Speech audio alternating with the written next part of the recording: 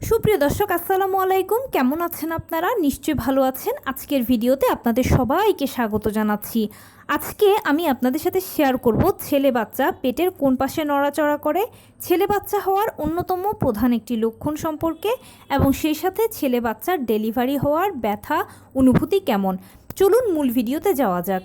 By the way, মূল ভিডিওতে যাওয়ার আগে একটা কথা বলি, আমি আমার চ্যানেলে pregnancy related, specially normal delivery related অনেক ইম্পর্ট্যান্ট তথ্য ভিডিও আকারে শেয়ার করে থাকি। এই তথ্যগুলো আমার পার্সোনাল এক্সপিরিয়েন্স ও আমার ডক্টরের সাজেশন থেকে নেওয়া। তাই আমার চ্যানেলটিকে যদি একবার আপনারা ভিজিট করেন তাহলে আপনারা আপনাদের প্রশ্নাতীত মনের অনেক প্রশ্নের উত্তর পেয়ে যেতে পারেন। আমন্ত্রণ জানাবো আমার চ্যানেলটিকে একবার ভিজিট করে দেখার জন্য।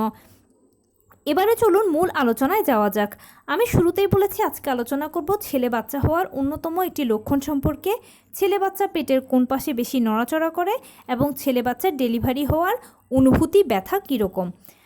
দেখুন, প্রতিদিন আমি অজস্র কমেন্টস পাই, তার মধ্যে খুব কমন একটা কমেন্টস হচ্ছে ছেলে বাচ্চা সম্পর্কিত এই প্রশ্নগুলো। তাই আজকে ভেবেছি এগুলোরই উত্তর দেব। প্রত্যেকের জীবনেই কিন্তু আশা থাকে একটি সুস্থ সবল সন্তান।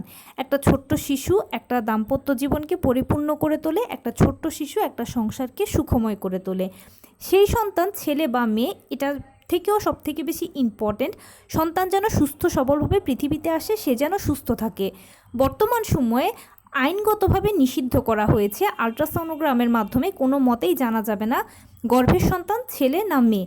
তবুও বর্তমানে কিছু অসাধু ডাক্তার বা অসাধু ব্যবসায়ীরা নিজেদের স্বার্থর জন্য এই কাজটা বা এই অন্যায়টা করে থাকেন। আমাদের কখনোই অন্যায়কে প্রশ্রয় দেওয়া উচিত নয়। সবসময় আমাদের সবারই একটি সুস্থ সবল সন্তান কামনা করা উচিত। ছেলে বাচ্চা অনেকেরই আশা থাকে, সেই জন্য এটা নিয়ে প্রচুর কমেন্টস করেন। প্রথম যে কমেন্টস সেটা হচ্ছে ছেলে বাচ্চা হওয়ার লক্ষণ কী। ছেলে বাচ্চা হওয়ার অনেকগুলো লক্ষণ রয়েছে, তার মধ্যে অন্যতম একটা লক্ষণ হচ্ছে সপ্তম মাস থেকে শুরু করে আস্তে আস্তে দেখবেন যে আপনার মধ্যে পুরুষালী ভাব প্রকাশ পাচ্ছে। মানে আপনার ঘাড়, বগল, ঠোঁট, নাক, এই অংশগুলো একদম কালো হয়ে গেছে বা কালচে হয়ে গেছে। এই ধরনের যখন দেখতে পাবেন তখন বুঝতে পারবেন যে ছেলে বাচ্চা হওয়ার সম্ভাবনা বেশি।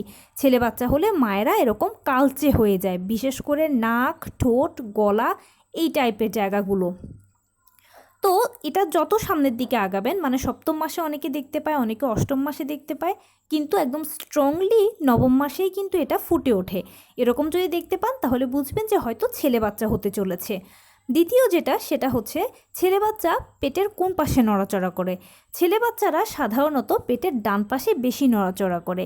তৃতীয় যে প্রশ্ন সেটা হচ্ছে ছেলে বাচ্চার ব্যথা ও অনুভূতি কেমন।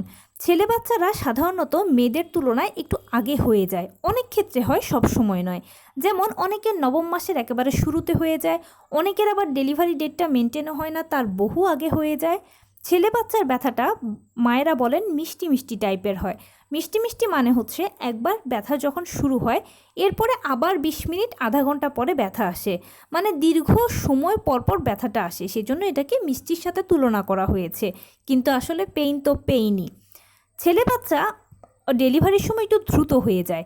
নর্মাল ডেলিভারির ক্ষেত্রে হয় কি, যে যখন ব্যথাটা বেশি হয় তখন বাচ্চারা ভেতর থেকে চাপ দিতে শুরু করে। তো ছেলে বাচ্চা যেহেতু স্বভাবজাত প্রবৃত্তি হিসেবে সে একটু শক্তিশালী, সেজন্য সে একটু জোরেই প্রেস করতে পারে, মানে চাপ দিতে পারে জোরেই। আর এর ফলে মাও যখন বাইরে থেকে 2-3টে চাপ দেন জোরে জোরে, এর ফলে কি হয়, বাচ্চা ডেলিভারিটা দ্রুত হয়ে যায়। তো এটা হচ্ছে বেসিক ইনফরমেশান ছেলে বাচ্চা সম্পর্কে। যারা জানতে চান আশা করি উত্তরটা পেয়েছেন। এখানে শেষ করব আজকের ভিডিও। কেমন লাগছে বলুন।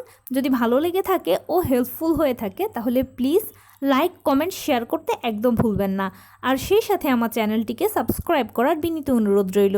পাশে থাকা বেল আইকনটি ক্লিক করে দেবেন যেন আমি ভিডিও আপলোড করার সাথে সাথে আপনারা নোটিফিকেশান পেয়ে যান। যদি কোনো প্রশ্ন থাকে কমেন্টসে জানাবেন, আমি রিপ্লাই দেব। প্লাস যদি কোনো পরামর্শ থাকে যে কোন বিষয়ের উপরে ভিডিও বানালে আপনারা উপকৃত হবেন সেটাও জানাবেন। আমি আপনাদের পছন্দের সর্বোচ্চ প্রায়োরিটি দেব। ভালো থাকবেন, সুস্থ থাকবেন। আসসালামু আলাইকুম।